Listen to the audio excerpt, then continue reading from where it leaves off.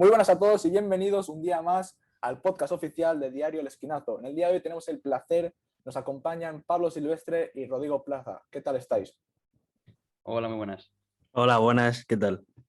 Bueno, pues antes de nada vamos a hablar un poco de la temática que vamos a hacer en este podcast. Vamos a hablar un poco del nuevo periodismo, de las nuevas formas de periodismo. Antes de empezar a hablar, antes de empezar con lo que viene siendo el contenido del podcast, queremos dar las gracias a Diego Velayos y a Pedro Javier Llanes por su labor en edición del podcast y en la guionización del mismo. Y si os parece bien, vamos a empezar con el contenido del podcast. Antes de nada, os voy a hacer una pregunta. ¿Vosotros utilizáis las redes sociales? Por ejemplo, Instagram, Twitter, TikTok, que ahora está en auge. Sí, la verdad que prácticamente a todas horas, yo creo. ¿Y tú, Sí, Pablo? igual, sobre todo Twitter, Instagram, YouTube mucho por la noche, sobre todo, un poco de todo, la verdad. ¿Y qué uso le dais vosotros? Pues la verdad es que, como ha dicho Pablo, sí que yo invierto mucho más tiempo en YouTube, sobre todo eso, por la noche y todo.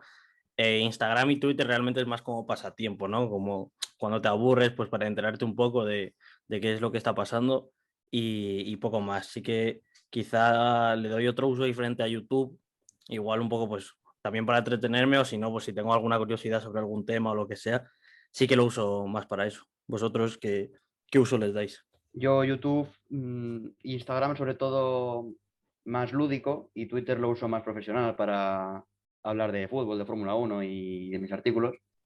Pero vaya, de uso profesional sobre todo Twitter. YouTube e Instagram los tengo como ocio. Sí que es verdad que yo también puedo decir lo mismo, aunque sí que es verdad que también Instagram también a veces le doy un uso más profesional porque promociono ahí vídeos que subo al canal de YouTube de nuestro diario y cosas por el estilo, artículos y demás. Y por ejemplo, Twitter también sí que es 100% profesional porque ahí también, además de compartir lo que ya he dicho, pues lo uso para comentar cosas, dar mi opinión sobre temas y también para informarme sobre lo que está pasando en el mundo, sobre todo en el mundo del deporte, porque yo soy aficionado al deporte. Entonces, los tres coincidimos en que, por ejemplo, Twitter es una fuente de captar información, pero ¿no creéis que con tanta información, porque sí que es verdad que hay muchísima información en Twitter y en las redes en general, esto puede ser un poco un bosque para las fake news, que puede dar lugar a la aparición de estas y que genere desconfianza, por así decirlo? Yo la verdad es que pienso que sí, básicamente porque para tener cuenta en Twitter y poder hablar por ahí, únicamente necesitas un correo electrónico y una contraseña y no tienes ni que poner tu nombre. Por lo tanto, siempre va a ser mucho más fácil que alguien difunda un bulo si encima nadie sabe quién eres en la vida real y entonces la gente va con menos miedo o igual decir ciertas opiniones que, que sean faltando al respeto hacia otras personas y todo. Entonces, en ese sentido, sí que creo que puede ser un lugar donde mayor crecimiento de fake news haya y menos filtro, porque claro, Twitter no puede establecer ningún filtro sobre lo que es veraz o no. Sí, bueno, y lo que, en el hilo de lo que dices tú de los perfiles anónimos y tal, es un perfil anónimo sin miedo ninguno, porque efectivamente es anónimo, crea un bulo, la sobreinformación que ahora hay hoy en día con Internet, un medio digital se hace eco, coge visitas, otro medio digital hace lo propio, se hace eco del mismo, y al final un bulo se difunde por toda la red y acaba creyéndose un montón de gente solo porque alguien anónimo en Twitter lo ha puesto o se lo ha inventado. Bueno, pues yo estoy bastante de acuerdo con lo que decís, la verdad. Creo que Twitter se ha convertido, por así decirlo, en un sitio en el que todo el mundo puede crear una noticia y aunque sea falsa, esa noticia puede llegar a los lugares más remotos del planeta. Os quería preguntar, ¿vosotros cuando veis una información la verificáis independientemente de dónde la veáis? O sea, quiero decir, ¿veis una información en Twitter y os quedáis con esa información o la tenéis que verificar en algún otro medio? Yo la verdad que hay muchas veces que dependiendo de la información, de lo que me la crea o no de primeras, es cuando la contrasto en otro lado, ¿no? Bueno, si la veo en Twitter sí que suelo intentar meterme en un medio normal y corriente a verificar si es verdad, pero muchas veces si la veo en un medio, no me la... Sobre todo es eso, que no me la crea y entonces ya sí que vaya a buscar, pero muchas veces si lo veo en un medio, pues yo qué sé, como puede ser El Mundo, El País, Antena 3 Noticias o algo así, sí que me la suelo creer, la verdad, de primeras. Sí, bueno, también depende un poco de qué noticia sea, porque es una noticia un poco difícil de creer, dices, esto no puede ser verdad, voy a contrastarlo con otras fuentes. Pero sí que es verdad que si en Twitter te sale la noticia de una cuenta oficial del Mundo, del País, del Marca, del As, pues sí que tiendes a creértelo. Pero claro, depende también mucho de que si esa información es creíble en un primer momento, porque si es una información un poco surrealista, pues por mucho que sea real, tú inconscientemente vas a decir, bueno, a buscar otro en otro periódico porque no me lo creo. Y en relación con esto, yo debo decir que hay muchos medios que con el objetivo de sacar información de manera inmediata, lo que provoca es que estas noticias que sacan no estén contrastadas del todo. Por tanto, ¿vosotros creéis que debería priorizarse la calidad y una noticia que esté bien contrastada antes que la inmediatez?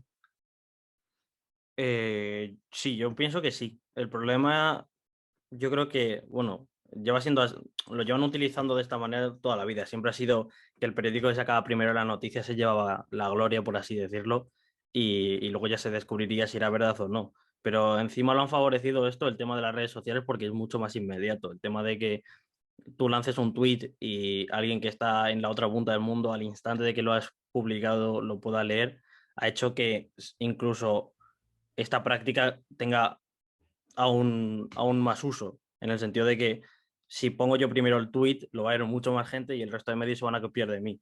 Entonces, en ese sentido, ha sido como un punto en contra que han tenido las redes sociales junto con los medios y yo creo que se debería, como has dicho tú antes, se debería priorizar más el hecho de verificar que sea real y no tener luego que retractarte antes que sacarla el primero de todos y luego ya que verifiquen Maldita o Neutral o alguna de estas páginas de fact-checking si son reales o no. Ahora con Internet, pues la mayor parte de los ingresos de los periódicos digitales, sobre todo, es por visitas y las visitas se ganan con inmediatez. Si tú sacas una exclusiva, el primero vas a ganar un montón de visitas, que sea verdad o no, ya eso no te quita dinero, el dinero que ha generado esa noticia. Entonces está perdiendo eso, está perdiendo información de calidad con tal de sobrevivir a base de clics y de títulos con clickbait, por así decirlo, antes que una información que sea de calidad y trabajada y con tiempo. Básicamente por eso, porque si tu información es mejor que la que ha salido primero, la que ha salido primero, por muy mala que sea, va a tener muchos más clics y muchas más visitas y va a generar más dinero y seguramente ese medio, aunque sea de menor calidad, va a ser más sostenible que el tuyo por el mero hecho de la inmediatez. Sí, yo la verdad que opino lo mismo. O sea, realmente una noticia es buena cuando está contrastada, independientemente del tiempo en el que se tarde en sacar la noticia, yo creo que debe contrastarse. Dejando un poco de lado Twitter, vamos a avanzar hacia otra plataforma. Vamos a hablar un poco de Twitch. Todos sabemos lo que es Twitch. Twitch es una plataforma que sobre todo en los últimos tiempos la están utilizando gente para jugar a videojuegos, pero estamos viendo que se está transformando en un lugar en el que hemos visto, por ejemplo, que se han retransmitido partidos de fútbol y donde estamos viendo avances muy significativos. Entonces, mi pregunta es, ¿puede Twitch comerle terreno a la televisión? Sobre todo por esto que hemos dicho de que, por ejemplo, se ha retransmitido un partido de fútbol. Pues yo creo que sí, porque eh, realmente todos sabemos que mucha parte del periodismo, debido a todo esto que hemos comentado anteriormente, ha ganado, ha generado como una mala fama en torno a la sociedad y entonces esta plataforma de Twitch, YouTube, bueno, las redes sociales han entrado como aire fresco, por así decirlo, y han conseguido que la audiencia que estaba cansada de los medios de comunicación, pues ya sea de la televisión o de los propios periódicos, ahora inviertan su tiempo en Twitch, que también está claro que ahí hay mucha audiencia y por eso ha habido eventos, como has dicho, de retransmitir partidos de fútbol de la liga, que eso al final es mucho dinero y está claro que si lo hacen es porque le compensa. Por lo tanto, yo creo que ha sido un paso bastante grande en ese sentido, que marcas grandes, y ya no solo marcas, sino pues eso, eventos deportivos que mueven mucho dinero y mucha gente, confíen en esta nueva plataforma para comenzar ahí, yo creo que es un primer paso para un camino que no sabemos dónde nos puede llevar. Así que yo creo que si no cambian cosas en la televisión, sí que podría ser que acabe comiendo el terreno, la verdad. Es otro enfoque muy distinto, sobre todo lo de la retransmisión de un partido de fútbol. Es impensable que un partido de fútbol retransmitido como siempre se ha hecho use el vocabulario que usa Ibai, por ejemplo, que es caster y empezó siendo caster de videojuegos. Es muy diferente el lenguaje y pues es verdad que los jóvenes se sienten más identificados con un lenguaje propio de Ibai que propio de, pues yo qué Claro. sé, de cualquier otro narrador de fútbol que lleve toda la vida comentando, pero que al final, pues los tiempos cambian y los jóvenes prefieren otros narradores.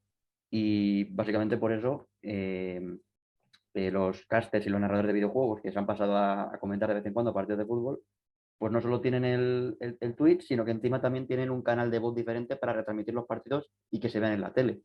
O sea, es una manera distinta de enfocarlo que es válida, pero para mí pues no es periodismo como tal. Periodismo es lo que hacen los de siempre, los narradores de siempre. Eso es como más entretenimiento que otra cosa. A ver, sí, realmente sí, porque Twitch al fin y al cabo es una fuente de entretenimiento y lo que hacemos con Twitch, si retransmitimos un partido de fútbol, es entretener a una audiencia que quizás es más joven, quizás, por así decirlo, son las nuevas generaciones. Las nuevas generaciones, todos sabemos que no están, por así decirlo, adaptadas a ese vocabulario tan difícil de los comentaristas de la tele. Y si ven a sus ídolos, por así decirlo, porque al fin y al cabo estos streamers son ídolos o referencias para estos jóvenes, si los ven a ellos utilizando un lenguaje más sencillo, yo creo que se les hace más ameno la retransmisión. Y por otra parte, dejando también de lado Twitch, hemos visto como en los últimos tiempos bueno, primero de todo decir que el periodismo es un lugar en el que cada uno tiene que buscarse su sitio y por eso están apareciendo mucho últimamente blogs personales que son a modo de, no sé, por ejemplo, Charo Marcos tiene Closeletter y ahí dice las noticias más importantes de los últimos días, como ya nos dijo en la conferencia que nos dio en la UC3M. Así están habiendo muchos ejemplos y quería saber vuestra opinión sobre esto, si es una buena manera de iniciarse o incluso de consolidarse en el sector periodístico. Yo creo que está mejor incluso que escribir vía Twitter, porque alguien que tiene un blog y se molesta en cuidarlo y mantenerlo, va a tener siempre, yo creo, solamente por el interés y el tiempo que conlleva eso, quizá tiene más preparación que alguien que una tarde en su casa escriba un tuit o dos intentando asemejarse a ese periodismo. Entonces, yo creo que en ese sentido siempre yo creo que va a ser mejor y sobre todo que también, como hay diferentes blogs, no está todo recogido en una única red social, que también yo creo que eso sirve un poco de filtro, ¿no? Que en Twitter te puedes encontrar millones de personas diferentes tuiteando mentiras o verdades o lo que sea, y en cambio en un blog al final es un grupo más reducido de gente y igual es más fácil controlar qué noticias o no salen desde ahí. Entonces,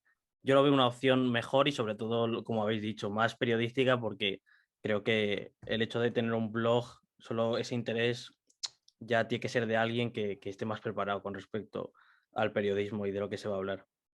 Un blog también es muy buena forma de iniciarse por el simple hecho de que un estudiante de periodismo que empieza la carrera se abre un blog y empieza a escribir opinión sobre diferentes cosas o diferentes situaciones que se dan en la actualidad política o deportiva o lo que sea, y coges soltura escribiendo, te desenvuelves mejor, empiezas a ver la evolución que tienes según va avanzando en la carrera con las cosas que aprendes y, y luego lo ves en el blog, igual ganas alguna visita y ves a gente que te lee, se lo puedes pasar a familiares, se lo puedes pasar a amigos, para que te vean y darte un poco a conocer.